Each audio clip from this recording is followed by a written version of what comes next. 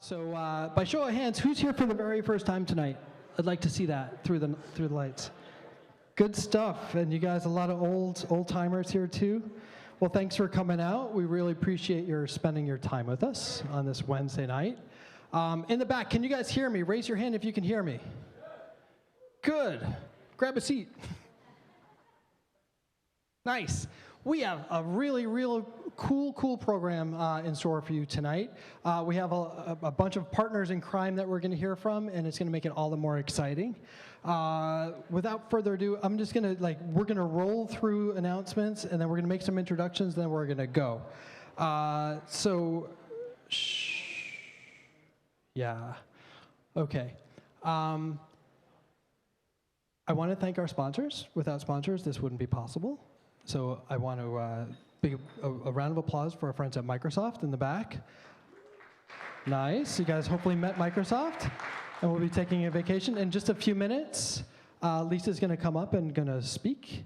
I want to thank Double Dutch for our mobile app. Did you guys get the email? You did? I know it's just another email from me, but I urge you not to throw that one away.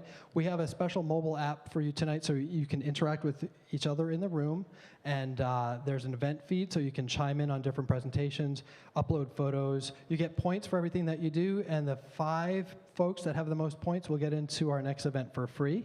But the big hint is if you download our app, you'll also get into our event for free. So engage with us with the app, and that's thanks to our friends at Double Dutch. Also through the app, you'll see we have a tab on there for SFNT Invest. That's our little homegrown way to provide you guys with more of a voice. So basically, you guys, by walking in this room tonight, we gave you $1 million to spend tonight on the startups you're seeing on stage. When was the last time that happened? Nah, right? Right? Okay. Am I making any sense here? I don't know. Through SFNT Invest, log into that if you haven't already, and then you can rate the companies based on a slider on how much money you would give them. Not a penny more, not a penny less than $1 million. And at the end of the night, we're going to show the results. There it is, right there. We're going to show the results on the big screen. If you did not receive the email, a quick and easy way to engage is to go to sfntinvest.com, okay, and just sign in that way. Real easy. Big thanks to Eric Ferrara at Fathom Law. I want to thank our friends from UB France, UB/IO, for helping introduce us to amazing talent from France. We're going to hear from 3 awesome French companies tonight. Big thanks to Telerik. Is Stephen Forte here? I didn't quite see you earlier. Stephen, yeah. So Stephen, come up here. I'm going to introduce you in a more formal way in just a sec. And also I want to thank Merriman Capital, who hopefully we're going to be hearing more from in the coming days. So each of these guys are going to say something really quick and dirty, and then we're going to get on with our show. Cool with you? Good? You guys sleeping? No sleeping. Wake up. Let's go. No sleeping. This is Steve from Telerik. Telerik is an awesome company that helps people do better jobs with everything. I like that. We do we're all things to all people. Everyone wake up. I'm actually originally from New York, so sleeping's not allowed. Yeah, awesome. New York in the house. I still have a 917 area code. Real briefly, my name is Steve. I work at a company called Telerik, and we do awesome things, what Miles said, but we actually sell developer tools. So we have HTML5 framework, JavaScript framework, stuff like that. So if you're a developer, come talk to me. Thanks for coming, and I'll hand it back to Miles. There you go. Thank you. Thank you, Stephen. Thank you for your support. Telerik, good stuff. Good people. Good stuff. Okay, and Lisa, where's Lisa? Come on up. As many of you know, Lisa has been here supporting SF New Tech for a long while with Microsoft, and now it's like the whole suite of services, and you're launching something new here on our stage. Mm-hmm. Aren't we special? I love it.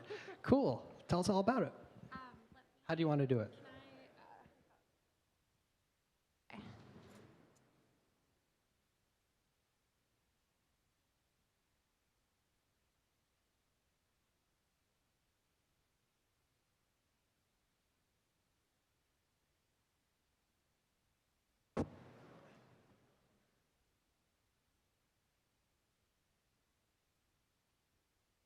5, 4, 3, 2, 1, go. There it is. Thanks. Hi everyone. So for those I haven't gotten a chance to meet yet, my name's Lisa Abdulova. I'm a product marketing manager for Microsoft's consumer apps and services. And today I'm here to welcome in the summer with you guys. So anyone in this room ready for a vacation? Okay. Anyone already starting to plan one? Yeah? Okay. If you've been to SF New Tech before, you might have gotten the chance to meet OneDrive, IE, Outlook.com, and Bing in a month in the past. And today we're going to talk a little bit about how Microsoft can empower you to do more through those 4 products in your search for a perfect dream getaway. So when it first starts out with figuring out where it is you want to go, like for example, London, one of my favorite cities. So this right here is Windows 8.1 Smart Search powered by Bing. So this search pulls from everything within your computer and everything on your OneDrive and pulls up a search result page that's much more than just a page full of blue links, but pulls up information that we would guess would be useful for you. So things like local time, like weather, like beautiful pictures and potential points of interest that you might want to see when you go visit this city. It'll also pull up things like, wiki travel pages, tourism ideas, videos, et cetera, as well as even apps in the store that might be helpful for you on your search as well.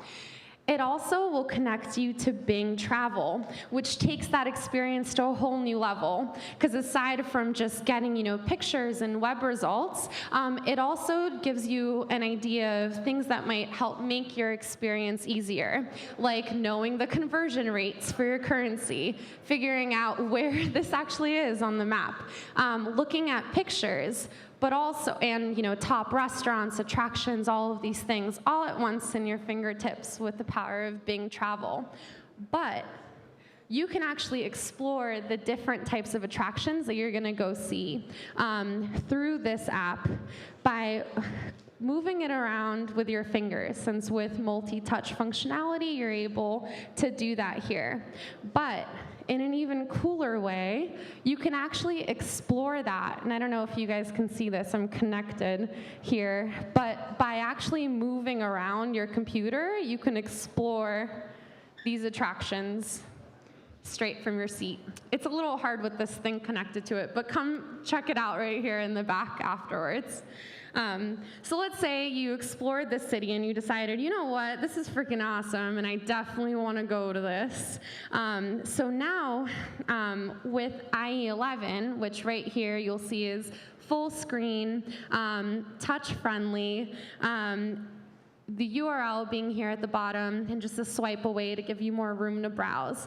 But it gives you the chance to look for flight deals across up to 100 tabs open at once with visual thumbnails. And in a way that will make sure that you get the cheapest deal, but also so that you're not overwhelmed by clicking through the 100 tabs that you have open.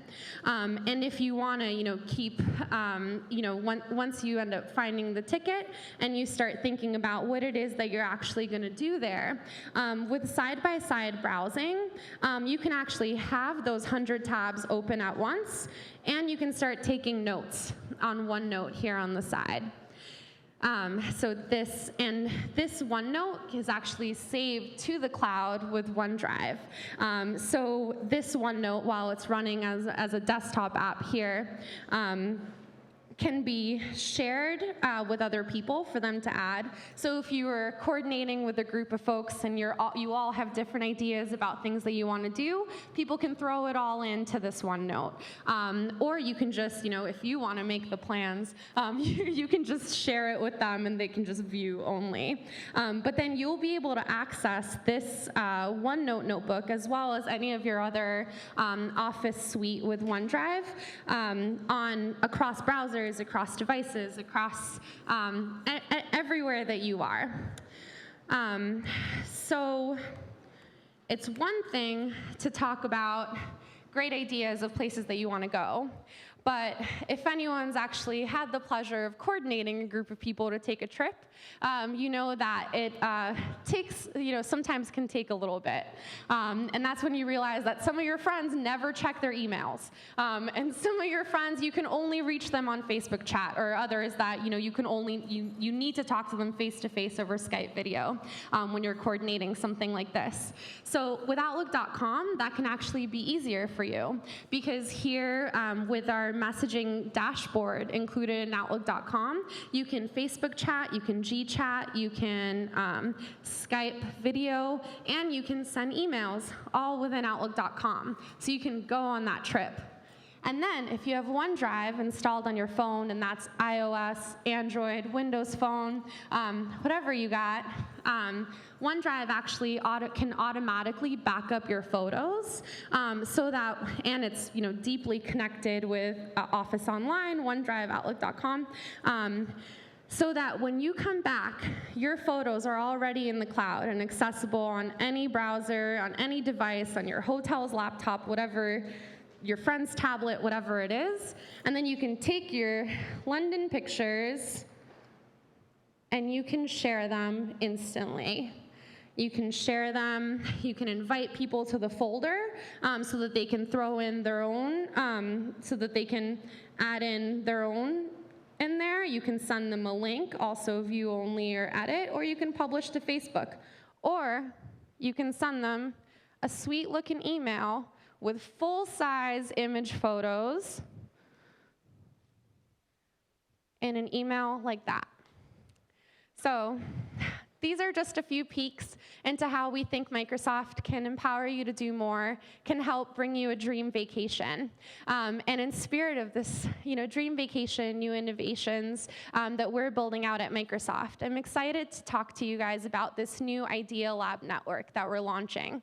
And this is a group of tech enthusiasts that our product teams are looking to bounce some ideas off of. There's something in progress right now that we want to share some early prototypes and see if it's something that could actually land in market. And the people that go to our sponsored meetups around the world, we think are the ideal audience to let us know honestly and constructively what works and what doesn't. So we encourage you to apply. The address is aka.ms/idealabapp2. So I have links here today. I have cards with links for you. But we're running a sweepstakes. So one applicant today will win $300 towards your next vacation. Good luck. Thank you so much for listening. Thank you, Lisa. Thank you, Microsoft. Yeah, go pick up, the link is on that sheet, yeah? Because it wasn't up there. Perfect. It just takes 5 minutes to apply, and we'll do the drawing after the last presentation today. Awesome. Thank you, Lisa. Okay, we want to welcome to our stage Mark Lewis from Merriman Capital. Merriman is a very progressive firm in town, dealing not only with the institutional investors that are investing tons of money in public companies, but they are actually investing tons of money in private companies too, and Mark is helping connect the dots. So where is Mark Lewis? Right here. How are you? Hello. I'm gonna spend the next hour and a half talking to you guys about the Digital Capital Network. But in all seriousness, I'm gonna be off the stage in about 30 seconds. And why I'm here tonight is to introduce our firm to the startup scene. The Digital Capital Network is a platform for startups who want to raise capital. And the way it works is that if you're a company looking to raise, let's say, I'll throw out the $5 million, and you want to have a connection with a very strong list of accredited institutional investors, the network will automatically reach out to those folks and will be highly curated by our firm, which is a bank that specializes in raising capital for technology companies. We've been here for about 12 years. There's not many of us left. All the big firms bought us. And so I'm very happy to be here. I'm not going to take up much more of your time because there is a really good list of companies presenting tonight. So thank you. Awesome. Thank you, Mark. Track him down. He has a fistful of business cards that he's ready to hand out. So find Mark. Okay, so a big bonus for tonight is that we are honored to have the presence of Miss Sarah Burr in the room. Sarah is a reporter at TechCrunch. Say hi to Sarah, everybody. Hey. So Sarah is going to be my partner in crime tonight. As we go throughout the evening, here's the format. The format is 5 minutes for a live presentation and then 5 minutes for a Q&A, okay? And that's your time to interact with these companies on stage. Sarah is going to interject some pithy commentary. No pressure. No pressure at all. At all. Be pithy on the spots. Pithy is no pressure. Sure. Super pithy might be a little pressure. No. And she'll help lead that discussion. But she's here with her ears wide open, and obviously she's a cool person. So you want to get to know Sarah. So welcome, Sarah, to SF New Tech, everybody. Thank you. Thank you. Yeah, really quick. For those of you who are not familiar with me, I am the newest reporter at TechCrunch. This is my 3rd week on the job. So I'm wide open looking for really interesting, cool new startups, particularly in the consumer space, biotech. So please contact me if that's something that you're into, health and social. So anyway, that's a little bit about me. And Excellent. I'm happy to be here. Cool. Well, we're going to get going. You guys want to see some demos? Yeah. All right. And the last and final note is that we are streaming live tonight, thanks to Jimmy G over here at KSVN.com. No, not KSVN.com, but KSVN.tv. Of course. But Jimmy is a pro. As you can see all the cameras around, we're capturing this in high def tonight. So it's streaming live. If you head to sfnewtech.com, you can see it. If you're tweeting, and we hope you are, the hashtag is SFNT. Why don't you let people know they can join us in the room? And please, you're highly encouraged to use the app also. You can tweet through the app and get to know other people in the room and get to know the companies here on stage a little bit more intimately. All right, let's get this started. How do we want to do this with Rohan from BrainBot will be up, and we're going to learn a little bit about what he's doing with BrainBot.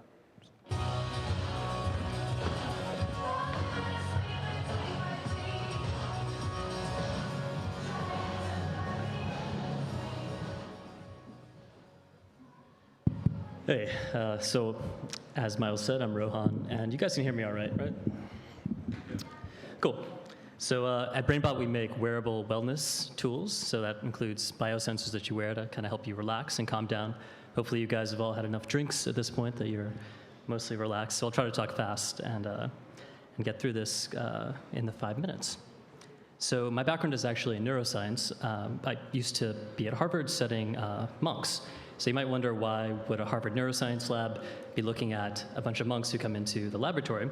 And the reason is that it seems like meditation, this has kind of been shown over studies for like 30 years, has all kinds of health benefits. So we were really studying meditation and why, kind of its effects on stress, health, anxiety, depression. Why does that happen, and what's the mechanism? And what we found, and what other people have found, is that it turns out meditating actually changes your brain, it rewires it. So gray matter thickens in areas associated with a sense of self, empathy.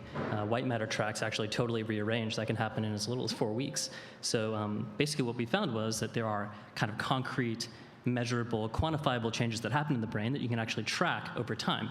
And that kind of led to this kind of epiphany, which was, hey, if you're trying to get better at, say, lifting weights or running, you want to measure every time you go to the gym, how many miles did I run?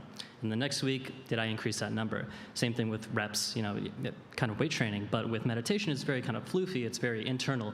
It's hard to track that. Even though there are all these health benefits, it's hard to actually figure out how to do it. Am I doing it right? So what we kind of saw was, hey, there are changes that are happening in the brain. Let's try to track those.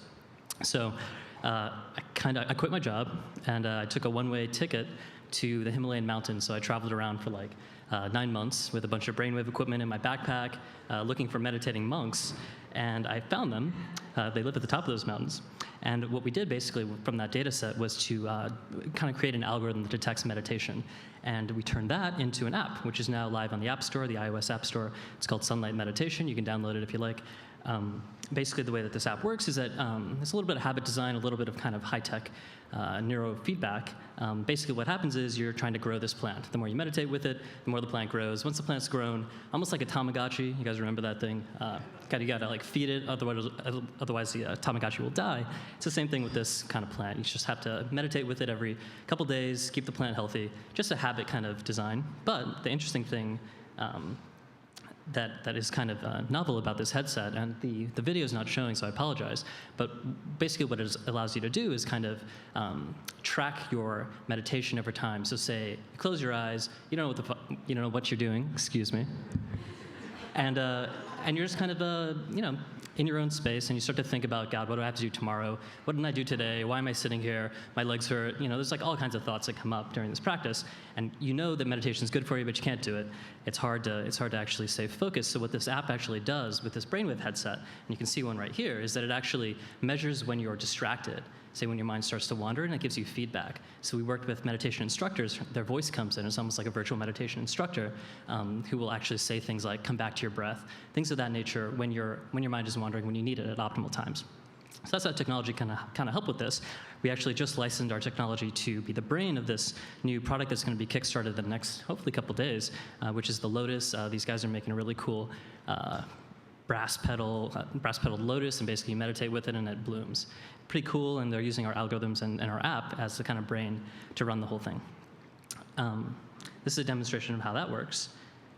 And you can kind of see essentially what happens is you're meditating.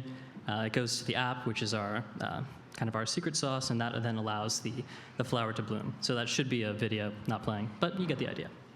So why is this interesting? So there's kind of 3 major markets that we're looking at. One is kind of the corporate space, and then the clinical and consumer. But it turns out that a lot of corporations, especially in the Bay Area, actually have mindfulness and meditation programs, because it turns out that you stay more productive, more relaxed, you actually get more work done, you tend to call in sick to work less often if you're not stressed out, right? So Google in particular has a huge program that they've kind of instituted at their own main campus down in Mountain View, and they're interested in kind of using some of our biosensors, so they invited us in to do some demos. It's been really cool. Hopefully we'll have a chance to work with them more.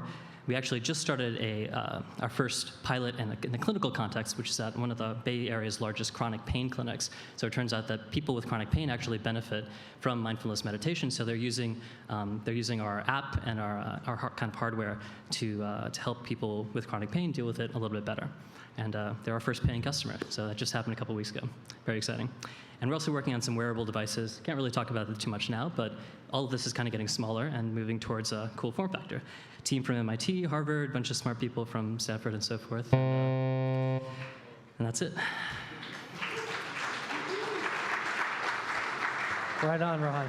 Yeah, I forgot to warn you guys, so that we have a little buzzer now to keep people on point. That's good. We're going to take some questions. So, Sarah, if you want to chime in early and often, it's up to you. Sure.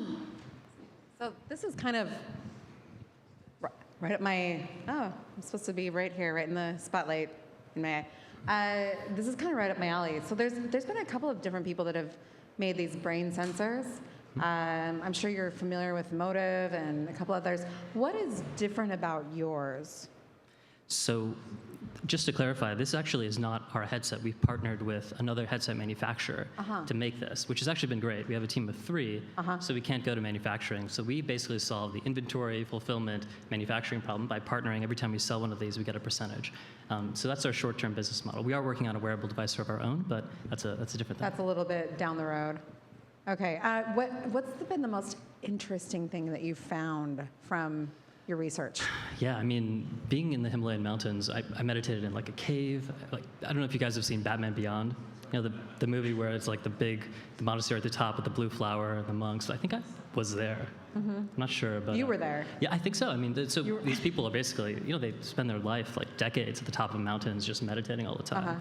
Super kind, really nice people, but it was a trip to talk to them because it's just totally different worldview. They have very little, but they're super happy and made me want to meditate, learn what's going on. Yeah. But what's the most interesting thing you found through your research? I mean, Sure. Yeah. come out of this. Definitely. So I think the way that we're doing some of the algorithms is kind of the intersection between machine learning and neuroscience. So it's a weird kind of feedback between the human brain and like an artificial brain and trying to detect through biosignals what somebody's thinking. It's essentially mental state detection. So it's been cool to see that even with a really simple, this is like the cheapest headset you can get. It's like $99. We've been able to do a pretty good job of classification. So future scenario, you'll be able to see is this person calm and rational? Or what's the... Yeah. Okay. Yeah, so I guess the idea is, one, say, for meditators in particular, if you want to learn how to meditate, it's just hard to start. A lot of people run into This this is more problem. just a training your brain to meditate. Exactly. Okay. It makes it easier. It's kind of like there's someone there with you that is always aware of what's going on in your own head and kind of helps guide you, almost like a totally virtual meditation instructor who reads your thoughts. Are you bootstrapping it? Yeah? Oh, I'm sorry. I'm hogging the stage. Yeah. Yes. Sure. So one of the I have a question for you. It seems that your technology is a way to bridge a gap between maybe alternative medicine and regular medicine, to quantify what because there is always a disconnect a little bit from a medical perspective between both sides, between the Chinese or alternative and to start really understanding the value of it and put quantifiable value to that. Yeah, it's kind of interesting. There's a little bit of ancient East meets very modern West in this kind of space, and there's a lot of people in the space now. It's kind of exploding because I think there's something there. Meditation has been a very esoteric, floofy thing, but now it's in 450 hospitals across the United States in the form of mindfulness-based stress reduction, MBSR, which is an 8-week course. This is becoming something that insurers are starting to reimburse for, so it's mainstream. It's just a tool that helps you stay less stressed and healthier. Really quick, I know a lot of you have questions, but are you bootstrapped or are you funded? Yeah, so we were part of Rock Health, which is a local healthcare incubator. So we raised about $50K in angel and grant money, and we just raised another $20K on Sunday. So yeah. Congratulations. Thank you. Yeah. I got a question in the back as well. Hi, I'm Diane Schaefer, and I'm a relationship coach. I was curious to see if you have done any research or any intrigue in working with the military with PTSD.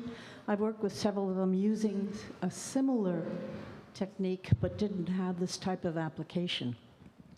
Right. So I think PTSD in general, and particularly in the military, is a huge kind of problem, and it's getting larger as troops start coming home. But we haven't focused on that. There's a researcher who's at Miami University called Amishi Jha, and that's kind of all she focuses on in the neuroscience space, PTSD, using meditation and mindfulness training for soldiers returning back. So I'd recommend you check out some of her stuff. What's your revenue strategy?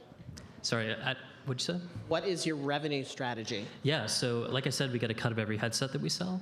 Right now, we're in a chronic pain clinic kind of situation, so they're paying us to develop the app, and then we're also kind of figuring out ways to get reimbursement from insurers, and I think that's going to be the real kind of lever to drive revenue. At least in the clinical space. So we have these 3 different areas like consumer, clinical, and corporate. I don't really know what the right one is, so we're trying them all. If you guys have ideas, it'd be really helpful, actually. I'll ask the last one. Is there anything that you're missing? Are you looking for funding? Are you looking for space or programmers or partners? What is it that you need now?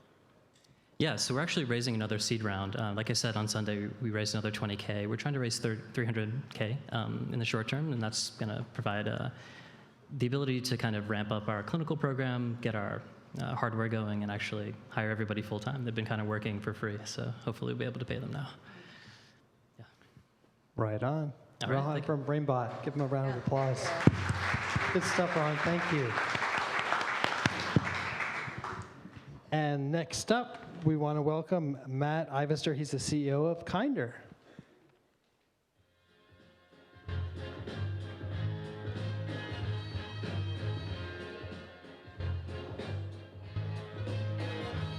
So you see the tweet wall, that's where you can be if you're tweeting tonight with the hashtag SFNT.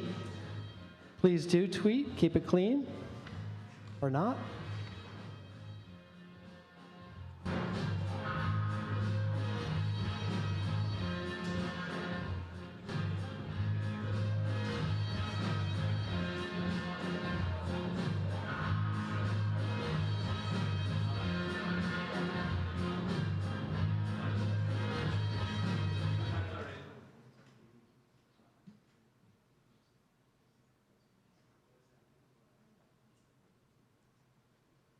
All right, start the timer. Hi, I'm Matt Ivester, and I'm the CEO of Kindr. And we're all about using technology to make the world a kinder place. We want to spread kindness. We want to make it easier, faster, more comfortable, and more frequent. And the way that we're doing that is we've developed an iPhone app called Kindr, which is currently available in the App Store. So I hope that all of you will download it and check it out at some point this evening. And what Kindr is it's a thoughtful messaging app, and it's to send kind of kind messages to friends to brighten their day. Does still need to be closer? Oh, wow. This makes a big difference.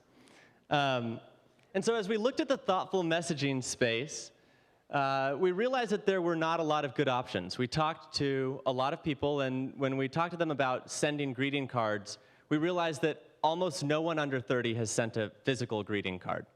To go to the store, to buy stamps, to figure out where your friend actually lives is just too hard for digital natives. When we talked to people about e-cards, the general feeling was that they're just horrible, unless you like dancing cupcakes. And so people don't like sending them, they don't like receiving them. A lot of people think that the links are spams and won't even open them. So then what you're left with is like writing happy birthday or congratulations on a friend's Facebook wall or sending a text message. And that's very fast, but it's not very meaningful. And so what we wanted to do was something that would be equally quick and easy, but also a little more meaningful. So as we started to think about that, we realized that GIFs are an emotional language. And if the old saying is that a picture is worth 1,000 words, we think GIFs are worth 1,000,000. You can express a lot of emotion in a GIF, and so rather than me telling you kind of more about the app, I'm just going to show you. Let's see if we can.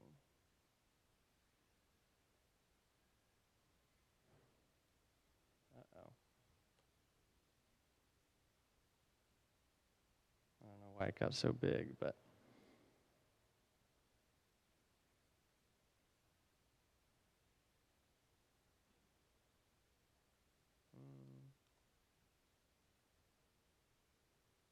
Uh-oh. Can we get a little help to the stage?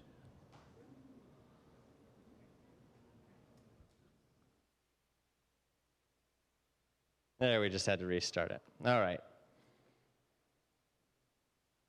So this is Kindr. We're on the main feed right now, and you can see trending, featured, and random ones that have been submitted by users.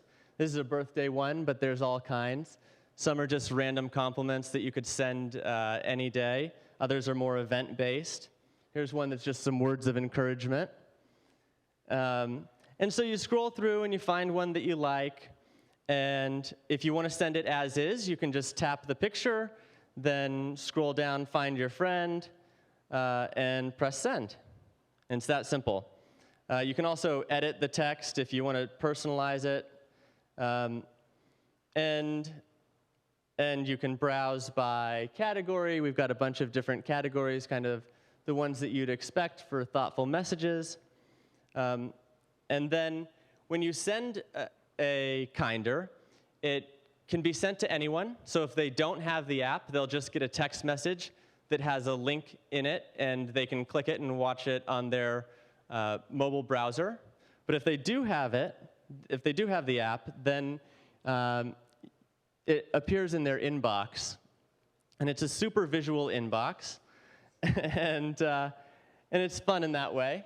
And what we realized as we've been doing this is that these can be ways to start conversations. So we built a full messaging app within this as well.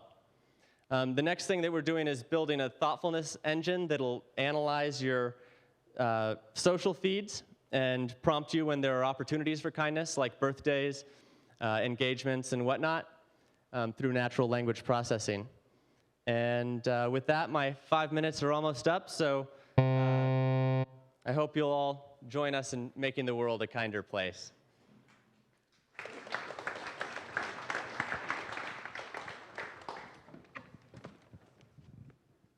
What? Take that? Okay. Okay. So as you can see, we're going to run around with the microphone, and then Sarah's going to hog it for the rest of the time. Just No, I mean, I've got one. You got it? Okay. Yep, I got one. If you have questions for Matt, raise your hand. I'll find you. Sarah, do you have anything to start off with? I thought I was going to hog it the rest of the time. Okay. Who's got the first question? Nobody. Okay, I'm going to ask. Well, this is I told great. Matt you guys were going to ask hard questions. Oh, we got someone right here. I can actually see the light is not shining in my face, and I can see you. Hi. Hey. So I played around with the app a little bit, and one of the questions I had was your rewards tab, or trophies rather. Oh, yeah. So there's trophies for making people smile. Can you tell me a little bit more about why you're doing that, or why that's a part of the app? Yeah, so we gamified the app, and I didn't have time to show you all the screens, but we gamified it because we want to make kindness a habit. And we found that even just little in-app rewards, unlocking trophies, and there's a leaderboard so you can compete with your friends and see who's the kindest. So we count how many smiles you've gotten from the kinders that you've sent, because you can smile back at them. And we found that drove behavior in a really meaningful way. The first version of our app only had trophies up to 5,000 points, and we had a ton of people hit that limit, and then we found that they kind of just stopped, and it's like, well, geez, we just need to make some more higher levels. But it had a real meaningful impact on the way that people use the app. Hello, I have the next question. I'm right here in the middle. Oh, perfect. I know that you can send the messages to people that you know, but have you ever thought of a charitable element of sending messages to maybe foster kids or deployed soldiers or someone as a way that they can give back? If they can't go volunteer, they can send these nice, encouraging messages. Yeah, so I like that idea a lot. We haven't spent a lot of time thinking about it because we've been focused on, our feeling was that that messages like this are more meaningful when you actually know the person. We started out actually with compliments, and so the idea of sending a compliment to a stranger just didn't make sense because it wouldn't feel genuine. But I think that that's a good, interesting idea. Are you animating stills or video, or do you animate, or do you leave it up to someone else to animate? We don't do any of the animations. They're submitted by users, which are just gathered from Tumblr and other websites. So there's no GIF building inside the app? What? There's no building of the animated GIFs inside the app. You have to upload Oh, right. Got it.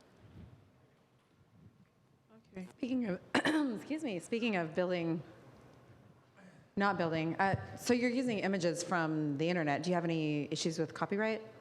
So, happily, no. Yet, or? Well, no, not ever. In the same way that Pinterest uses these things. So when users submit the images, Section 230 of the Communications Decency Act gives interactive service providers broad federal immunity. So we don't have to worry about it. Yeah. Excuse me? One of the downsides of the internet is bullying, cyberbullying. How do you intend to curtail this? Yeah, so actually, part of my background for the past several years, I've been working on cyberbullying, and I actually wrote a book about cyberbullying, and that's part of what led to the idea for Kindr. In many ways, we look at Kindr as the opposite of cyberbullying. It's cyber kindness. And so in addition to education programs about responsible use of the internet, we wanted to take it one step further and kind of allow people to build each other up instead of just tearing each other down. Great question. Thanks. We have 20 seconds left on the clock. Anybody back here? We got this guy right here. Our average user is in high school and college, so it's roughly 15 to 21. Right on. Thank you, Matt. All right, thank you. Kindr.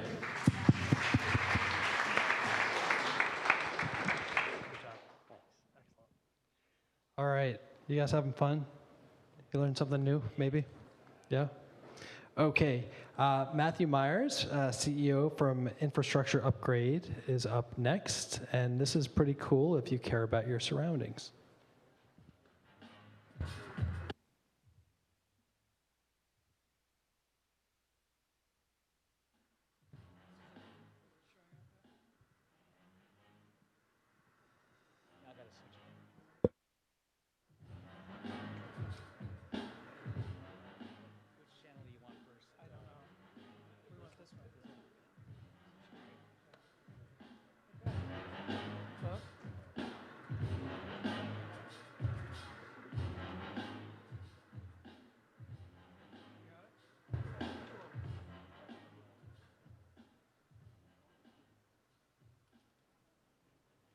So can we start?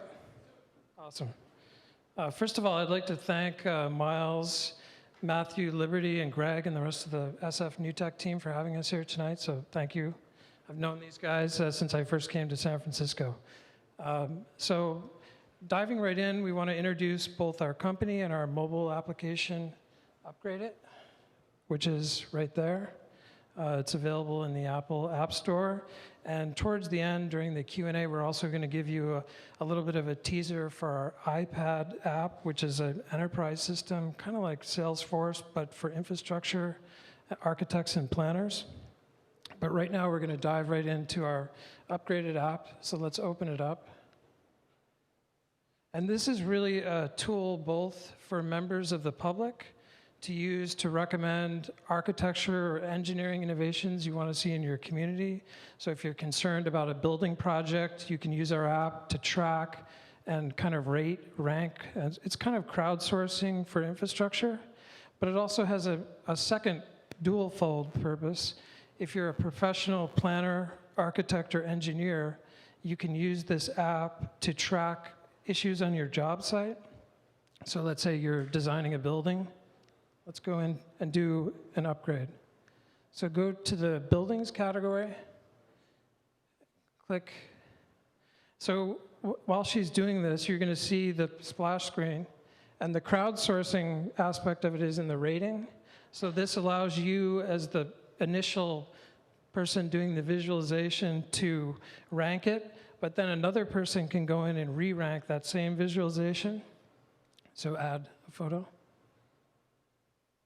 So you can take a photo, so you can sequentially track changes in your community to projects that you're concerned about. Or again, if you're an architect or an engineer, you can track specific changes to your job site, a new wall is going up, a new road that's tied into a large-scale housing project. Within our specific database, while she's entering things in there, we have every major airport in the world. We also have dams, so if you're doing a large-scale federal macro construction project, you can actually use this app to track and monitor things along your specific site. So she's adding that right now. And then what happens is it actually gets pinned on a map. One of the other cool features about this is you can actually, you're not confined to your geolocated location. You can actually move to a different place anywhere in the world. So you can use this anywhere in the world. But you can also track something that's localized specifically to you. So it has a myriad of uses, which is why we have all of these different categories. So click back out and show them. Click cancel. And you can see a lot of the pins that have been created, and go to this button here, right there. And that will take you back to your geolocated position. And you can zoom back out and go back in and show them actually the airport thing in here. Sweetie, this one. And go into the airport thing. So this is actually where we have every major airport in the world. So if you're doing an addition to an airport as a construction team, you can go in. Again, you're geolocated to that specific location. So it's a very powerful project management tool, but it's also extremely powerful if you're a member of a community and there's a building project that you don't like. For example, in San Francisco recently, we've had a lot of talk and discussion about doing museums close to the piers or building a new stadium or something like that. So you can go in, actually anyone in San Francisco, and voice their concerns through this app. And really the idea is to re-engage the public and re-engage citizens, and then conversely, if you're a professional architect, engineer, or planner, kind of shape that process through your project management, your sequential project management. So let's go back out of this again, love. And go into the dams category.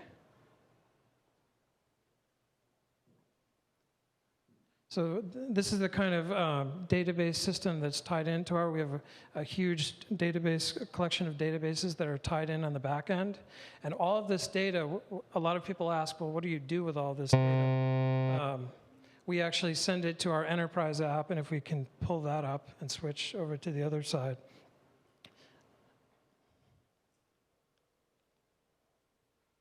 Is that going to show up? It may take a second to load, I hope. Okay. So this is actually where a lot of that data goes. So it's our Salesforce dashboard, which provides all kind of analytics. So all of those map pins, all of that data, whether it be tied to any of those categories, goes into this, and then project managers and planners can actually use this, kind of like in the same way that you would with Salesforce, to manage all kinds of issues that are involved with construction or architecture or building a building, building real things. And so we wanted to kind of introduce that to everyone tonight. And let you know both that there's a tool out there that you can use to shape your community, but also, if you're a professional, use that as well. So I guess if there are other questions, we should turn it over to questions. Hey, Sarah. How are you? Good. Yeah. So this is a little more out of my element. So I'm going to let the audience take over. Yeah, do you want... Okay, guys, so any questions about infrastructure upgrade and how it can help your life one out? right over there. John. Come on. I was He's right like over there. busting in the seams to ask a question. Making me work for it. This one is not shy. So my question is, because I didn't really understand the product too much because it's not really my field. What are the what's the best case scenario of a customer that you're looking for, and how would they use this tool? So for example, I helped relocate the Marine Corps from Okinawa to Guam, set up the basing initiative, all the housing, utilities, infrastructure. So you can actually use this tool if you're, say, an ACOM or a large-scale consulting or construction firm to facilitate a much more cost-effective and efficient project management. In terms of, and that's what actually our iPad app does, is it takes a lot of our, it does. It does. It does. Yes.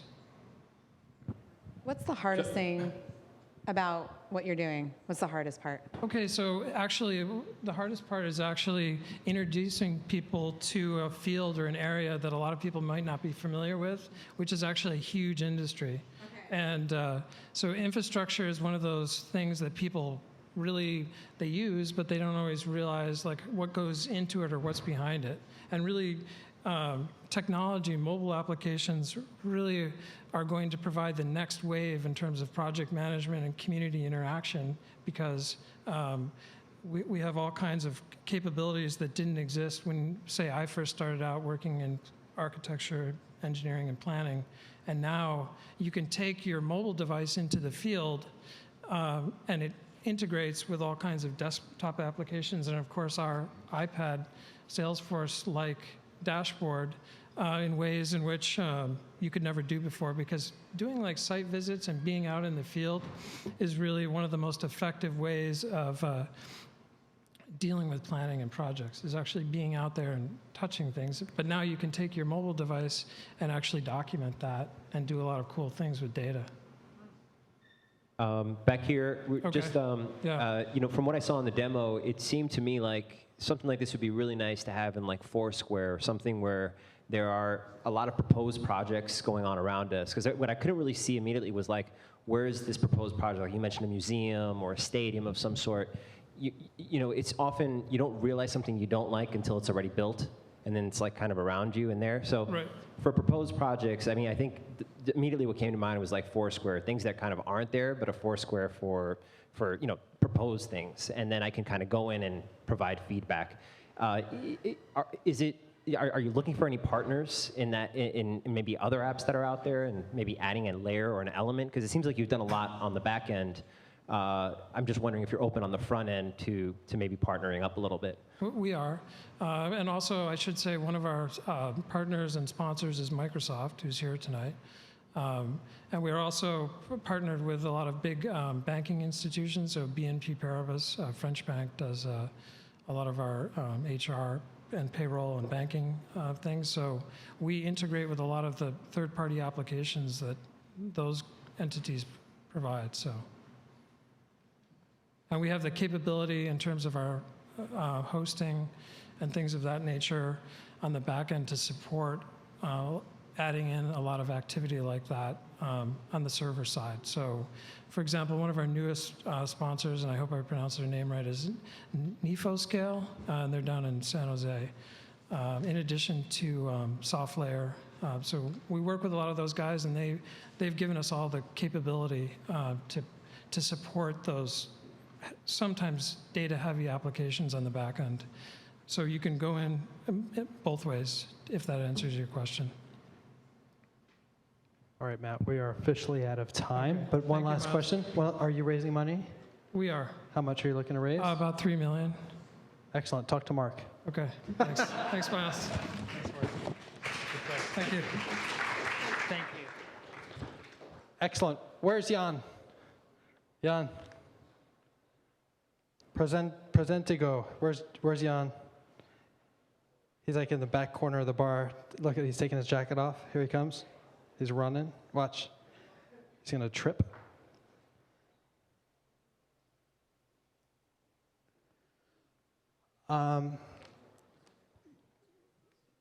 Never mind that.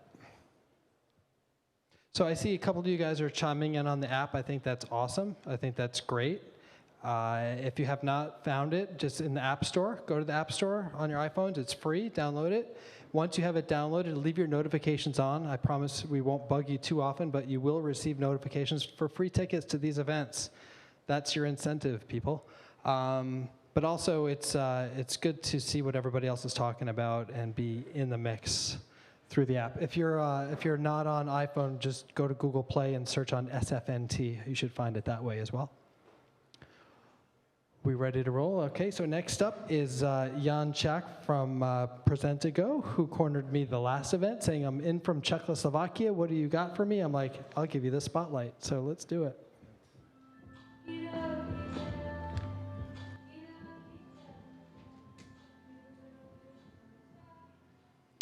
Hello, I am Jan Tkac, and this is Peter Varga. I am from PresentiGO. Thanks.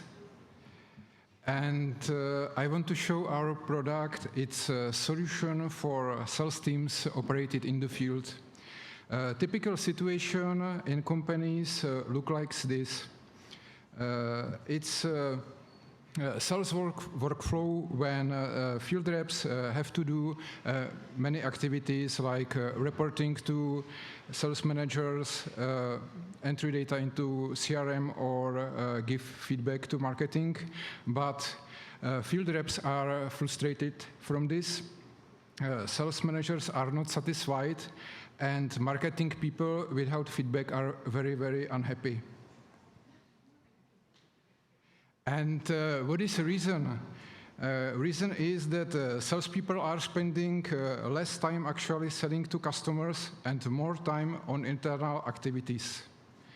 How PresentiGO solve this problem? Field reps use PresentiGO interactivity. Field reps use our mobile application. It's a presentation viewer. And this presentation viewer collecting data on the background and gives data on the right target. What it means, sales reps has less administration and better client engagement. Sales managers have sales monitoring and analysis in our dashboard, and marketing people gets feedback and metric and have a unique tool to tell a story. And my last slide. Our background is in the first generation of our system, which was used by 70,000 sales reps in the 10 countries of Europe, and revenue was increased about 10 to 20%. And next is Peter's speech. So 10 to 20% impact on the revenue. That's is it on, guys? Let me check it. I'll use this one. Okay. So 10 to 20% impact on the revenue is a real deal, right? And that's just the first generation. So the second generation is going to be based in cloud, and it's going to be even more awesome for all the parties involved. So let's have a look in some of the key features. So let's have a look at from the point of view of sales rep. The PresentiGO allows the presentation to be much more engaging. So let's have a look at a couple of effects. You can predefine effects in the presentation, and on the slide change many interesting features such as the colors. You can interact with the presentation, change the elements on the fly, change the colors. There is innovation such as a panoramic slide that is basically just a beautiful panorama of the slides, again, very interactive. So as you can imagine, for the sales rep as such, this is a really nice innovation. So that's from the point of view of the sales reps. Again, great benefit because they love it. It's much more interactive. They're going to close more deals, right? Now let's have a look how it looks from the point of view of the sales manager. So they can log in to the dashboard and basically see some really powerful analytics behind the PresentiGO. They can see where the presentation have been made. There is a GPS location of all of these presentations. They can see the real location. That way they can, in a real time, really monitor what's going on with the sales. What is pretty awesome, this is presentation that was made in Uber on the way here. So that's from the point of view of the sales manager that gets much better analytics and real-time overview of what's going on. And from the point of view of the marketing department, they can see how much time was actually spent on which slide, really in the presentation with which sales rep, and really tailor the presentation accordingly. And fantastic thing is also that it's going to be logged automatically into the CRM, so the sales reps doesn't have to spend any extra time doing that. Okay, let's have a look at a quick interactive video. What is cool about it is it's based on a game engine. Therefore, it's really interactive, really smooth, with extra engagement features such as you've seen, and also it's multi-platform. So this is built for iOS, Android, for Mac, for Windows, all the platforms you can see. This is a big screen, interactive display right here. So you can imagine the impact for the presentation is much, much cooler. Let's get back to the PresentiGO. Okay, we are basically done. But what we wanted to only mention is like what's going on next. We are building a couple other features that make the interaction with many more CRMs feasible, and also making sure that the sales rep has even more interactive abilities and engagement abilities with the customer. What we are looking for is early adopters, investors, and partners. So thanks a lot, PresentiGO. Thank you, guys. Thank you. Hands up with questions. Hey, so as a product manager in marketing, I would often be making those presentations and trying to mentally convey, or more likely with a document, convey how do you present that? What are the words that go with it? Because your presentation is just the pretty pictures. How do you get, do you have a way to help the salesperson understand the content behind that presentation, to be able to answer the questions and so forth? Okay. So your question was like, how would you describe this for the salesperson? What is the benefit, or could you repeat that? Sorry for that. Oh, sorry for that. So your question was like, what's the benefit for the salespersons? Sorry for that.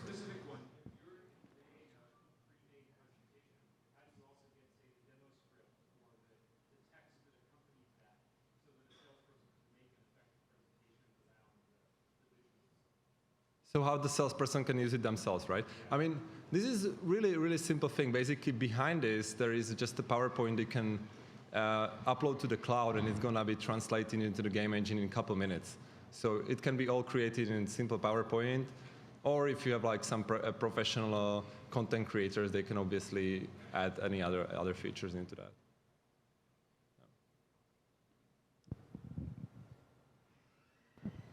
Sarah, what do you got? All right, it's on me.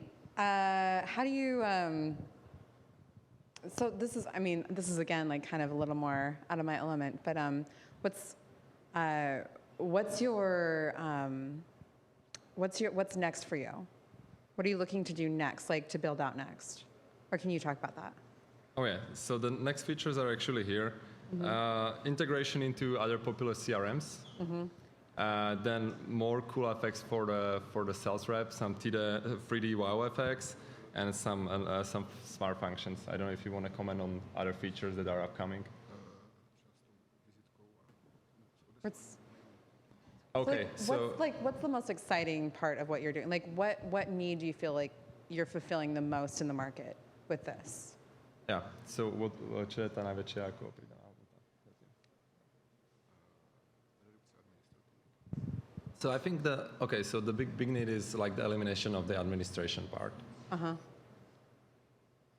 So like many times, like, the sales reps have to log things inside of the sales CRM system, mm-hmm. so they won't have to do it anymore. So there is a huge time saver. Mm-hmm. And also from the point of view of the sales manager, when they can like real time see what's going on in the sales field, mm-hmm. They get notified 2 or 3 times a day based on some custom emails, and they can see how much actually business was already delivered, and if not, they can boss around and just call the people like, how comes you're not working? So this is specialized for the field sales, mm-hmm. where they're supposed to do like 3 to 5 sales meetings every day, and you can pretty much see around lunchtime if they are doing stuff or not, and you can like deliver that. So that was a big part of the first generation, why it was so successful, and it delivered extra 20% revenue that the sales managers actually been able to real time move around the sales team and actually make sure that they are working as hard as they should. Okay. So this is a big thing, yeah. Okay. So we got a question. Yeah, quick question. So basically, I will not be able to be working from home anymore. Mm-hmm. Oh, just a joke. What's your what are you doing in the US, and what are you looking for here?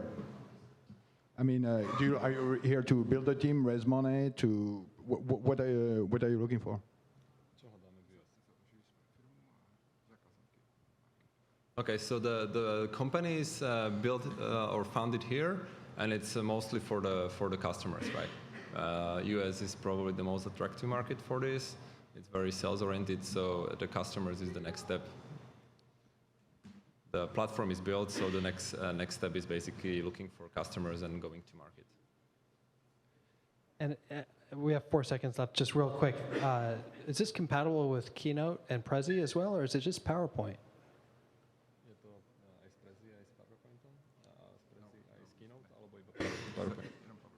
Okay, right now it's just PowerPoint. Just PowerPoint. Right on. We're out of time. All right, thanks, guys. Nice job, guys. PresentiGO. Thank you. Thank you. Okay, so while we get set up for the next one, I want to tell you about 2 other events that we have going on in the near term. Next week, a week from today, we are going to be focusing on wedding tech. Who knew, right? But believe it or not, part of the $72 billion wedding industry are a thriving cabal of startups that are producing apps that are helping people plan, helping vendors connect with other folks and whatnot. And we are going to highlight about a half a dozen of them next week. This particular event won't be here. It will be over at Rocket Space. And if you go to our website at sfnewtech.com, you can learn more about that. And then following that, on Thursday the 26th, we are proud to welcome back the Belgians. Belgian technology is mind-blowing. Who knew, right? Right? You guys knew that? I don't know. Are you guys sleeping tonight? What's going on? Yeah, on the 26th, it's part of the Belgian Web Mission, and we're honored to host them here. That'll be here at Mighty. Okay, are we moving right along? We are ready for Contract Live with Matthieu. I will butcher your last name, sir, but I'm going to say Lhoumeau. Yeah, close enough. All right.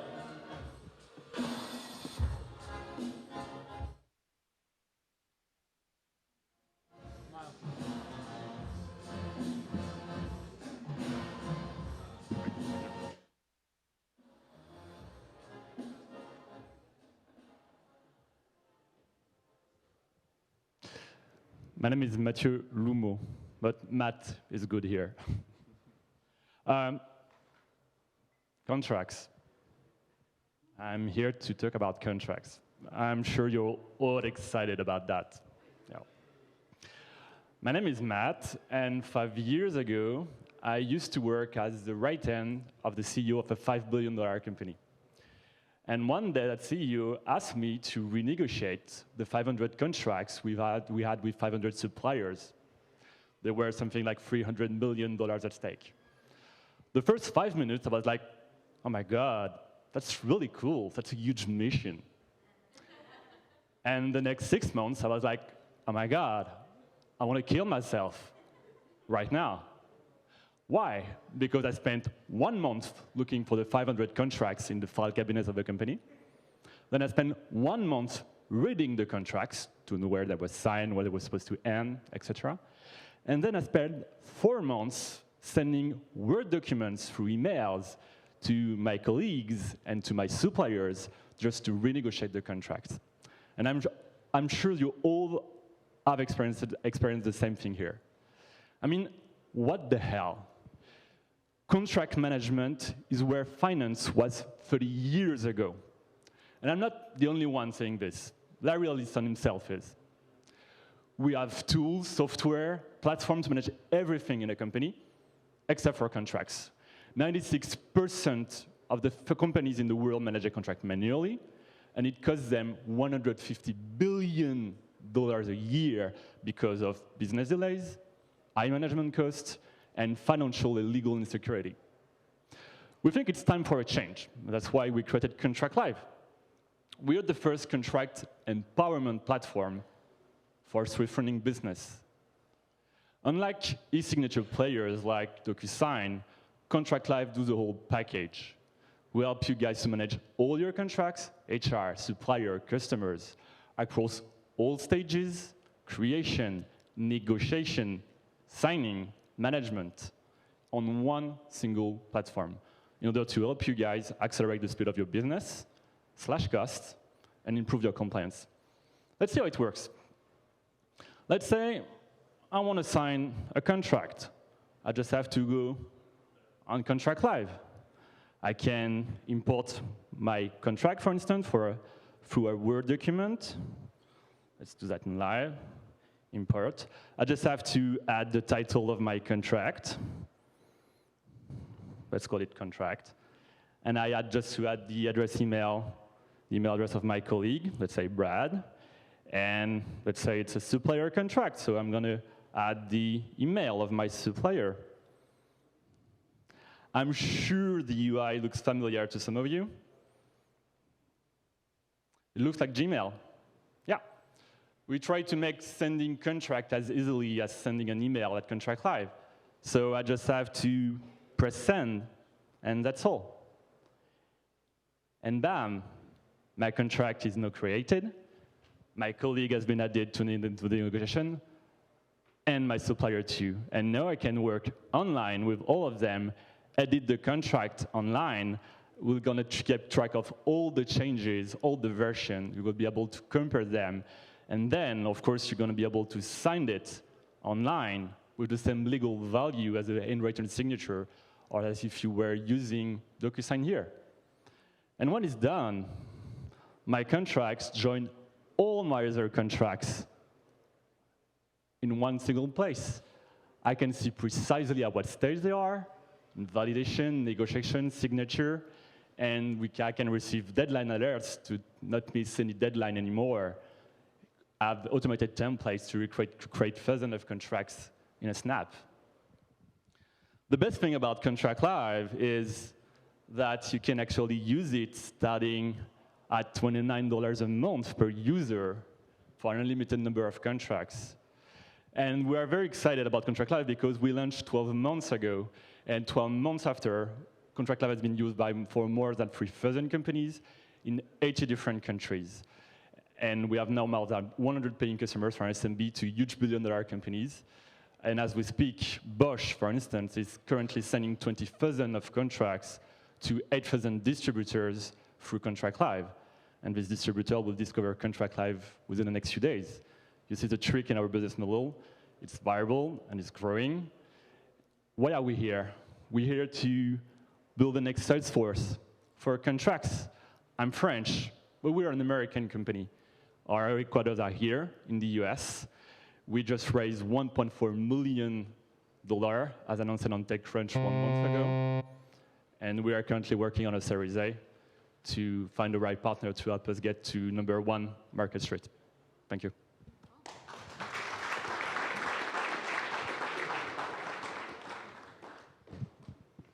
So this is very fascinating to me. But my main question, yeah, we got to use that for other people's questions. My main question, just to kick this off, is who do you see as your biggest competitor? Because you could kind of almost say you're in a lot of different spaces. Well, our main competitor has a very bad name. It's called inertia. You're presented tonight, yes. Yeah. That's the real issue. I mean, who are we competing with? There is first-generation solution like Ariba, for instance, here, Mteris, these kind of companies. And there is e-signature player, the EchoSign, DocuSign. But the thing is, it's either a huge expert solution for legal departments, either they're just tools, and you can just sign with DocuSign. And it's a great thing, actually. DocuSign basically invented the wheel, and it was needed in this market. But we think the wheel is not enough. You cannot do anything with a wheel. We try to build the car over that wheel. Yeah. Okay. So you can change in document. Is this in real time? So like you're watching the changes across in the cloud, like across. Right now, no. You have to do it turn by turn, but we are working on that, so you can do basically the same thing as you will do on Google Doc. Yeah. Do you integrate with? Sorry to hog the microphone, but do you integrate with like partners, or is it just? Of course, we have an API, so basically we can connect to any software. And I mean, our customers, for instance, send data to Contract Live automatically to create thousands of contracts and just send them in a snap. So that's a really cool thing about Contract Live. Cool. So the light's kind of in my eyes, so you have to make it really obvious that you need to ask a question, if you have one. Hands up, guys. I'm back here with a microphone. Oh.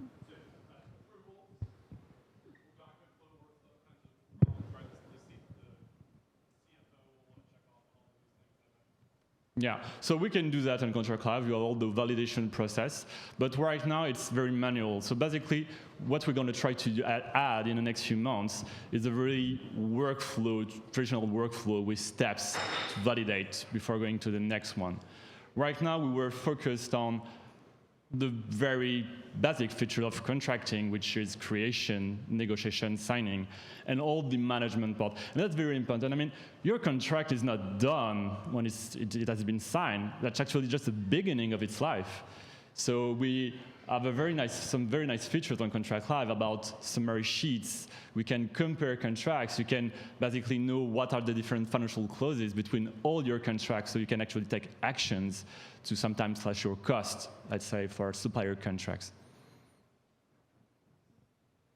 I got one question here.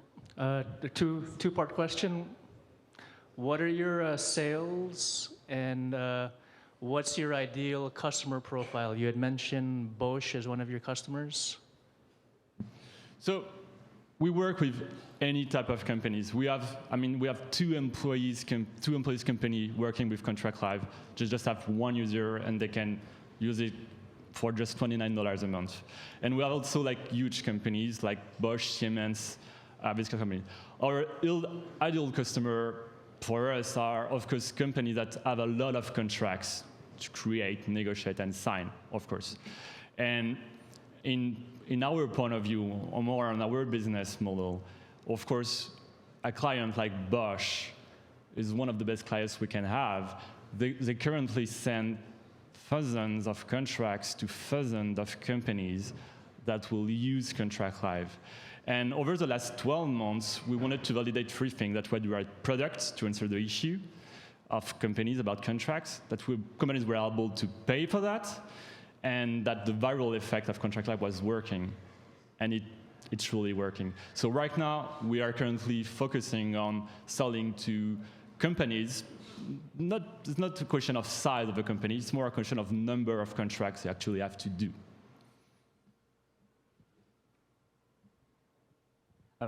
Thank you, very interesting. A contract has a whole bunch of details, like for example, if you say you don't update them in a transactional way, for example, two people can update them at the same time and mess it up, right? So how do you handle that? How do you also handle content management and workflow and all of these things? So, I mean, about modification on the same simultaneously, you mean? So basically, you can't do that right now in Contract Live. So what we do is basically we block edition when someone is currently editing your contract. But you know, at the end, we have statistics for that. That doesn't really happen like often. But we're going to try to do as the same thing that we found on Google. And so, I mean, we don't handle workflow as you would be able to do that on a huge software.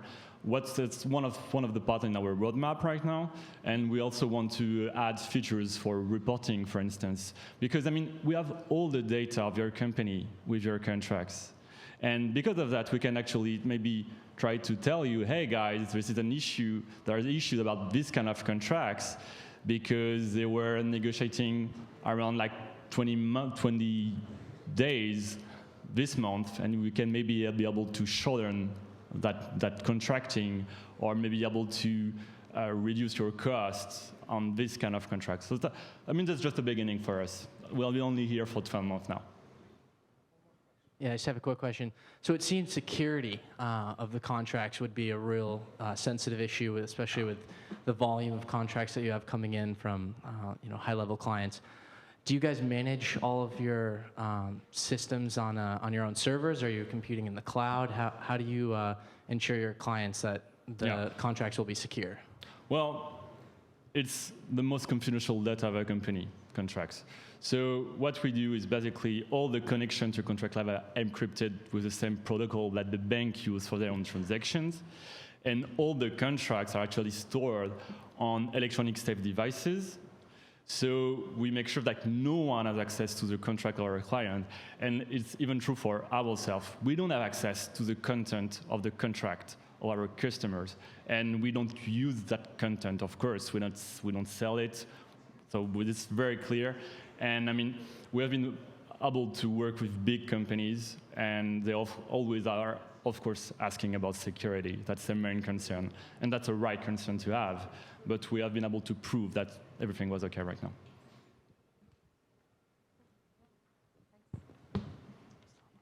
Thank you so much. And contract-live.com. Thank you, can register for free. Contract Live. Good stuff.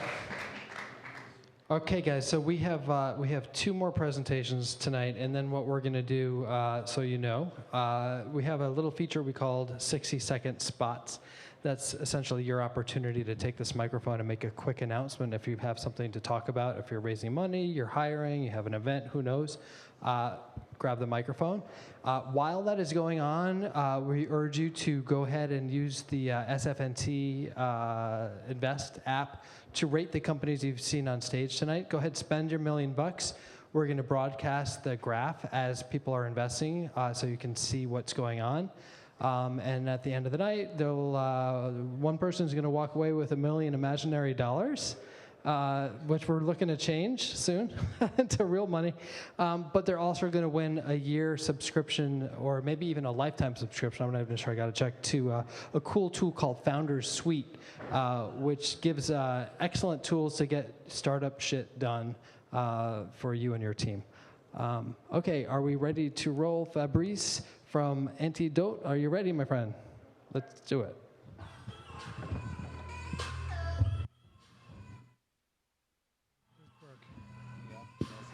That's okay. Thanks. Okay, good evening. My name is Fabrice. I'm the CEO and founder of a company named Antidot. We're specialized in dynamic content management, which means we are very, very good at data enrichment, text analytics, content processing, everything with those new machine learning technologies and so on. True story, between January and April, we have upgraded our own private cloud, where we run a bunch of hardware for our SaaS clients. And I've been obliged to read more than 5,000 pages of technical documentation for these hardwares we have here and that we run. That was painful, 5,000 pages, and not because of the content itself, which I like, by the way, but more because the way the content is provided and made available online on the websites from those guys. It's like just PDFs, static HTML. It's very difficult to search, very difficult to read. You have to download everything, spend a lot of time. And the more content you have, the worse it gets. So that's exactly what we're trying to solve. The mission is to change the way tech content is made available on the web when you engineer and sell complex, sophisticated products. So our goal is to become the absolute leader in that domain. So what we want to do is to have those support websites get rid of the static, flat HTML, PDF content, and just provide actionable information, real knowledge. So that's exactly what FluidTopic does. So that's a product we've been designing for 2 years and that we unveiled 3 months ago, and there's 3 things. Get it, use it, share it. Get it means that we're able to combine all the information available in your company, whatever it is, tech doc, wikis, knowledge base, and create a unified knowledge hub. Then use it means that we provide all the necessary tools to access that content, search, embedded reader interface, through responsive design interface, everything's needed, and share it, mean that we provide on top of that all the necessary features to personalize the content, collaborate, re-annotate, communicate, plus for the people delivering the content, all the analytics they need. Because the way they deliver it right now, when you put PDF on a web page, once the PDF is downloaded, you don't even know if people read that document and what they do with it. So instead of talking more, I'm going to show you what FluidTopic is about and the way it works. So I'm going to do the demo on FluidTopic's running our own technical content. Being a software vendor, got a lot of content, got something like more than 2,000 documents and a lot of different pages. And the way it works is just instead of having a form link when you arrive, just have this search box and you can start typing in depending on whatever you want. So we've got this autocomplete feature that is tolerant, and say search for secure. And it's very fast. This is the content. First thing, you see on the left side, got these facets, and are created dynamically when we index the content by analyzing the content itself based on whatever your product are and your content is. For us, it's version, category, document type, product, and so on. And on the right part, those are not documents that you have as reply. Those are chunks of knowledge, chunk of information, because we reanalyze everything so that when a piece of content is used in several documents, then you have the information telling you where this piece of knowledge appears, and you can choose where you want to read it. Say, for example, I want to read this content. I click on the link, says, hey guy, you still need to tell me what version of the product you use. I just click on the link, and then I switch to the embedded reader. So you see there's no download. It runs like that. It's very fast. Even if I were in a 3G, allow the 3G connection, because we stream the content dynamically. And from here, you can just start browsing and scrolling like that. So it's infinite scrolling mechanism. So we prefetch the content. You see that the table of contents on the left side synchronizes automatically. Okay, both sides can click anywhere in the content, and works very fast. We've been adding a few features to make it even more appealing. Like, for example, those are huge documents, like are 1,000 pages long, and if you want to browse fast in that content, you may be able to put bookmark. That's what this icon is meant for. For example, here I say I want to remember this part of I just click, choose a color, say save, and it's done. It's been added to my bookmark list for this guide, which is a configuration guide. Next time when I come, say I want to refine this configuration guide, just click there, retrieve the guide, and I can use my bookmarks. And just say, okay, it's done. So it took me 2 seconds to jump back to any place in the document. Another feature we've done, which is really great, is the ability to create your own documentation by aggregating pieces of content from different documents. It works the same way. You're reading a document, let's say, for example, searching something different. I'm reading this technical note, and say, I want to take this piece of content and add that to a book. I just this other icon. I can choose among my books or create new books. So I put that in the book security, put a comment, save. It's done. This has been added to my book. And I can read my own book that I create like that. So you see I've got 4 books. I can my book security. And I just read this with the same reading interface, streamed dynamically. As you see here, this is the last topic I just added. And I can just scroll through the content the same way. I see my notes here. And because it's a book, I can, for example, modify that by drag and drop. I can reorder the topics, post-edit the notes, and everything. So you see, it's very easy to use, totally changes the user experience.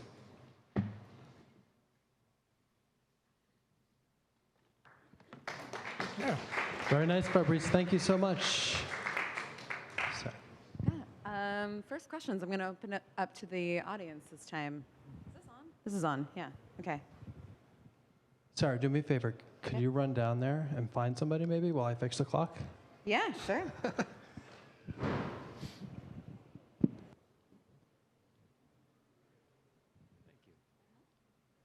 Hey, thanks for the presentation. It looks great. It is. Of course it is. It is great. I wonder specifically how it's great for a technical documentation department who have a lot of writers all contributing to one documentation effort. It's exactly designed for you. What tool do you use to write, to author content? FrameMaker? Oh, I don't. I was always stuff like part of that workflow. Usually people that write technical documentation have specific authoring tool, like FrameMaker or Authorit, stuff like that. And we have connectors so that when you write with those tools, we just dynamically have the content flowing from your authoring tool to the solution directly. So you don't even have to do anything and generate the content. So it's available in a minute online, and you can review the content that way. We handle the security on top of that, so you can share with other people and so on. So it's really designed for people writing tech docs mostly, and whatever content you have, maybe wikis as well. Or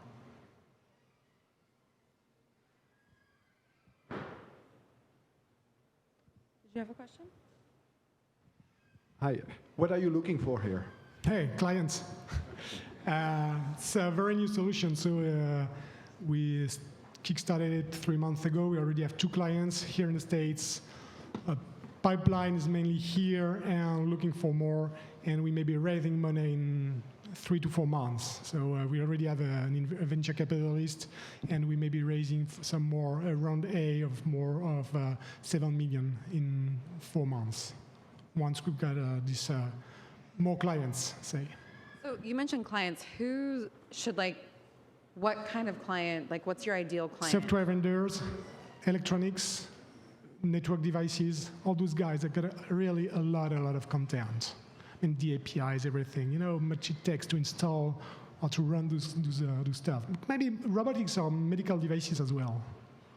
Fabrice, are you looking to relocate here to the Bay Area or just have an outpost here? It's not that we need specifically to be here. Well, we're trying to partner with some people that either develop the tools or develop the help-desk tools, offering tools or help-desk tools, because it makes sense to plug Fluid Topics with this solution. So for example, having Fluid Topics available through your Salesforce service or through Zendesk would be great. So it's part of the reason I'm here. Otherwise, the pipeline we have today, we have clients all over the States, all over the USA. Some are in Houston, talking to people in Chicago, not necessarily here in Bay Area. The thing is that there are a lot of tech companies here, which means that there are a lot of potential clients and a lot of people that need this solution. Okay, question here. Hi. Hi. Do you plan to limit the number of topics or bookmarks that you allow for users on your platform? How many topics that we have? Or people have? Well, if I can create them and I'm a user, am I limited? Oh, it depends on each client. I mean, each client, some may have very limited number of users if they sell very complex pieces of hardware and they may have only thousands of clients. Others may have less documentation, but millions of users reading maybe not only 1,000 pages. So it's very depending on the client profile, customer's profile, who has its own clients and its own users.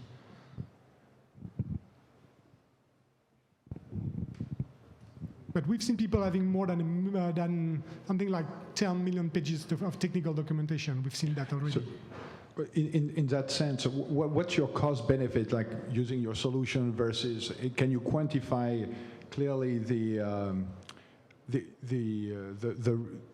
difference between investing and using your solution versus other solution out there? Between our solution and putting PDF on a website, well, it's very difficult to measure. Well, in one case, just generate a PDF, put that on your CMS, maybe it costs you close to zero. Only trouble and frustration from your users. So you have to quantify that. And on the other side, you have to pay for our solution, but you have reduced publishing cycle, happier user, more efficient support agent, and so it's so different that's very difficult to measure the real difference between the two and say, so it's like dividing something by zero doesn't work. So you start from zero when you just push PDF on the web. Anyone have a really quick question? 30 seconds on the clock. Anybody? Well, I do the question. It's available SaaS and on-premise, both. Supports all your security constraints. Integrates seamlessly in your environment. 10 seconds more. You're doing a good job. Good stuff. It's really great. You should try that. We can set up a POC in something like an hour. Right on. Thank you so much, thank Fabrice. you. Yeah. Nice work. Okay, so we have some of the early numbers coming in now. We really urge you guys to chime in because this is something that these companies can go home with, and it's no fun if it's only like 5 of you guys actually rating the companies with this. So it's free to do. When was the last time you had $1 million to spend in an evening? All right, in just a minute, Adrien Schmidt from Squid Solutions will come up. We ready to roll? Let's do it.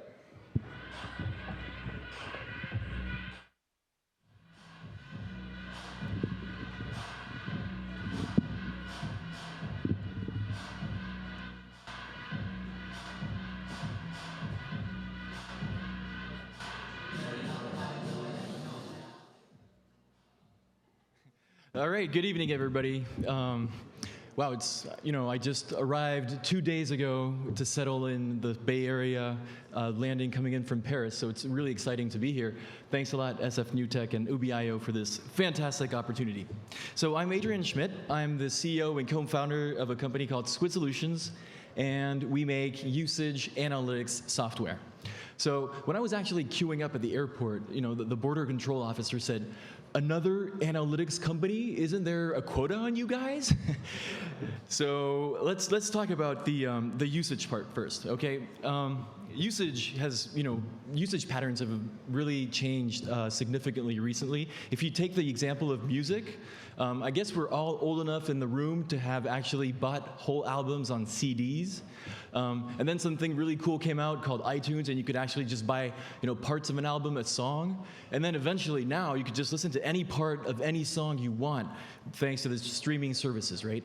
Well, this change in patterns and usage is impacting a whole bunch of industries, right? And now you could even actually use part of a private driver. I mean, this is what Uber is all about, or Zipcar, you could use part of a car. So all these industries are impacted by the fact that usage is what their business model relies on. Usage goes up, everybody's happy. Usage goes down, well, it's terrible and they're in trouble. So usage actually requires a new whole set of analytics. And I'm going to illustrate that on the publishing sector. So B2B publishing are the people we work with today. They are usually billion-dollar companies that sell articles to universities and have thousands of users. So who's the incumbent serving this market today? The incumbent, this is an extraction from Adobe Site Catalyst in their visitor path, right? So this is what they have today, and I don't really know what they can actually do with that to understand what their usage patterns are. So I'm going to illustrate what we do in terms of visitor flow. Oops, so there we are. Okay, this is a visitor flow that we set up. What you see here is the actual number of live visits that are happening on your service for a certain period of time. You can view every single visit. So if I use this little cursor here, I get more and more information on all the different paths that go through the service. And if I zoom out, then I just see the most significant paths. The colors represent the transformation, the conversions. So in the case of B2B publishing, we're talking about article downloads. So the greener it gets, right, the more this path has a probability to convert into an article download. And of course, the more it gets red, the most unlikely it is that it'll turn into an article download. What you actually need to use this thing is to be able to focus in on any kind of be able to slice and dice to the actual information that you need. So for example, I was looking at how people entered the site from a referrer standpoint. What I'm doing now is I'm processing these millions of logs to look where they come from a geographical standpoint. So here, United States, okay, this is what they represent in terms of traffic, right? So 25%, and in terms of full text article downloads, it's 73%. Right? What I can also do in terms of slice and dice is see how much, for example, what features are being used on the site. So I go into goals here, and as I zoom in, so it's pretty small, and I'm going to select the visits that actually have searches in them, right? And so this whole graph is being computed live on the data, and what I'm seeing here are the actual metrics that use one or more search features, right? And then again, I could see a specific quick search feature, for example, how that converts, where the visits come from, where they lead to. So as a product manager, not only do I have unprecedented insight on the flow of visitors on my site and how my feature converts, but I also have that in context, where the users come from and where they're heading to. So this was an illustration of what we do in terms of visitor flow. where is this heading, actually? The cool thing is that today, usage data is stored into production databases, transactional databases like Oracle. The great thing is that Amazon just came out with a great product called Redshift, and we can actually take everything you have in an Oracle database and pop it up into Redshift in a matter of a couple of hours. So you can set up the kind of analytics that you've just seen immediately in self-service mode. There you go.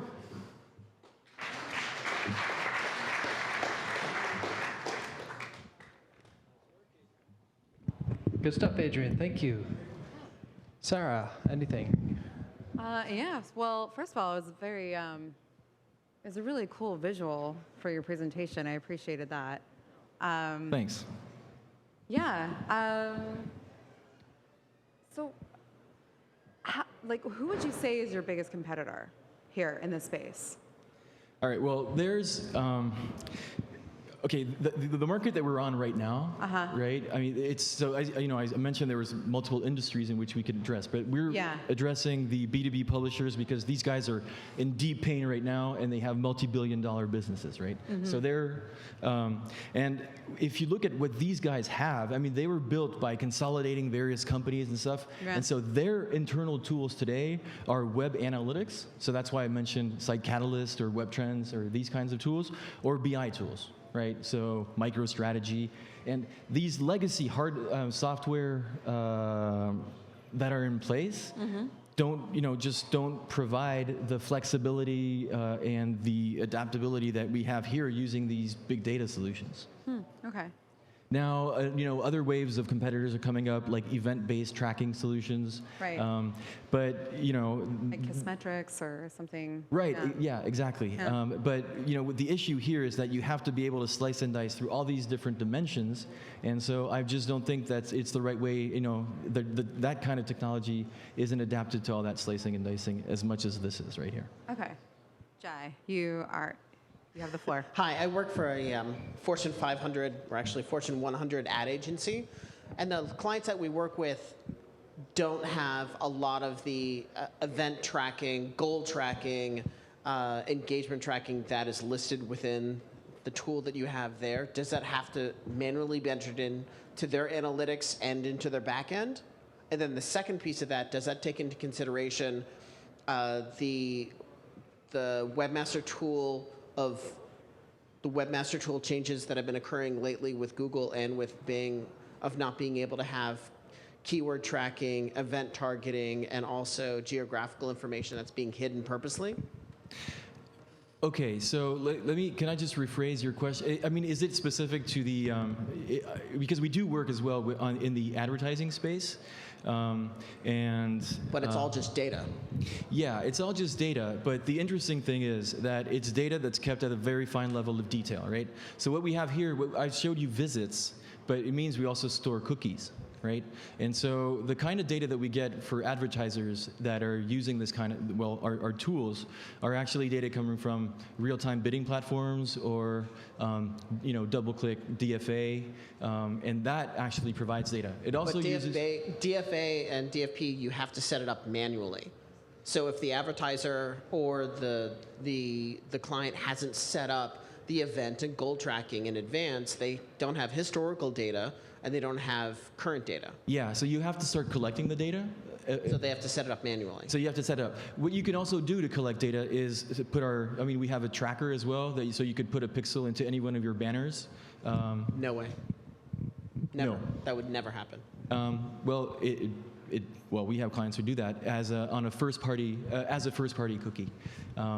But I think that most of all, the best use case for this thing is when actual production data is stored.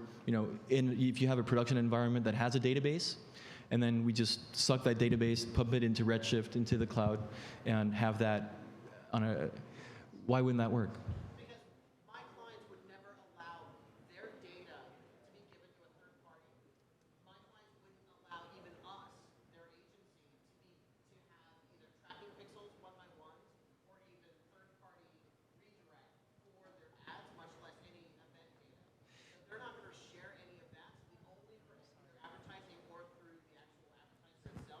So, yeah. okay. So we only have 30 seconds more. Is there anyone else that has a question? In the back? Miles?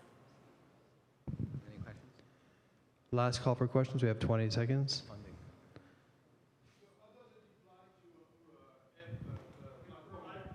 Yeah. Can we get a microphone on this? You started to the presentation by saying that it applies to things like Uber or music or things like that.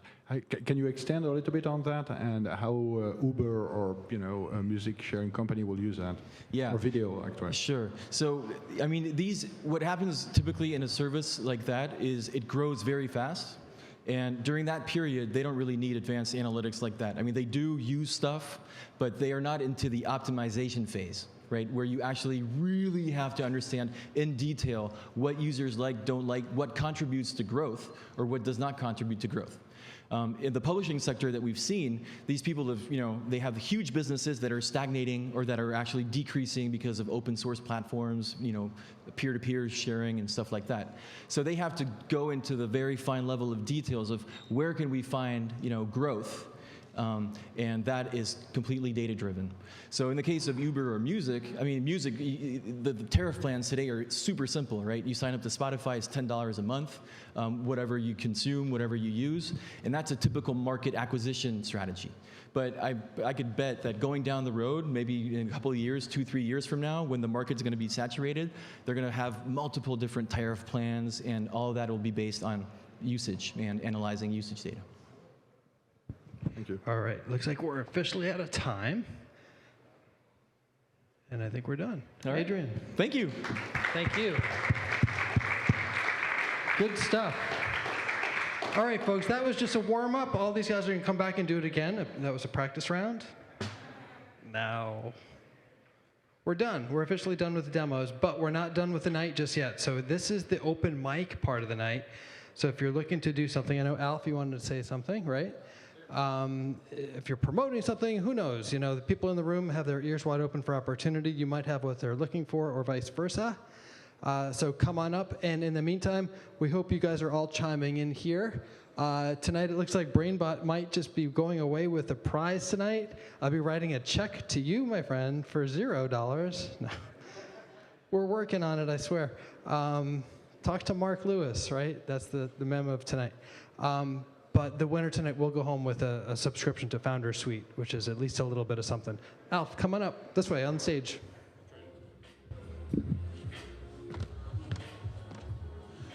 Okay, yeah, that light is really bright. They warned all the presenters about this.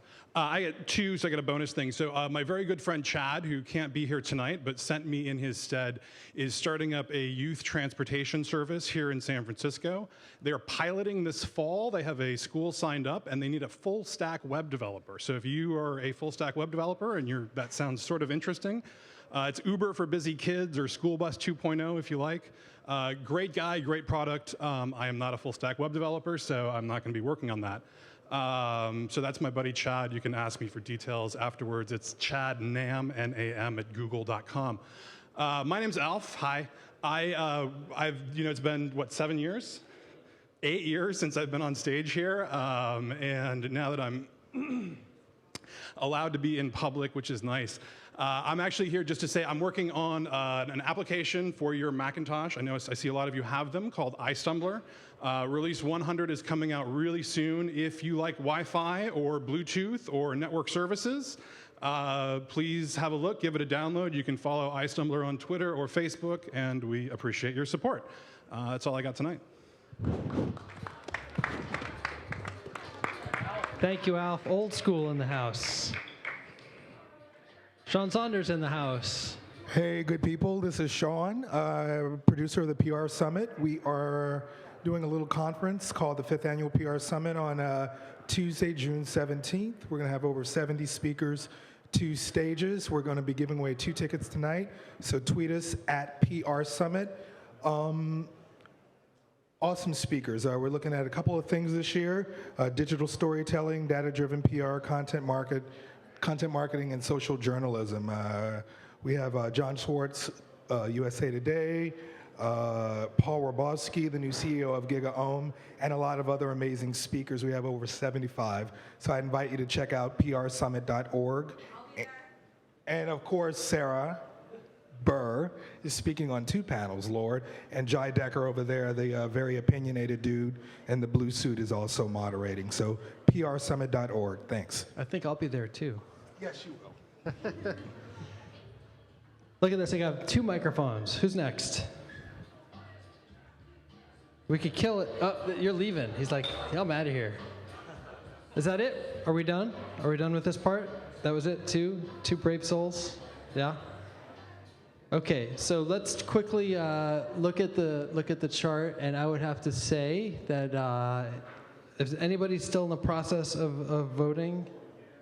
Yeah? Did I hear yeah? No? I think we're done.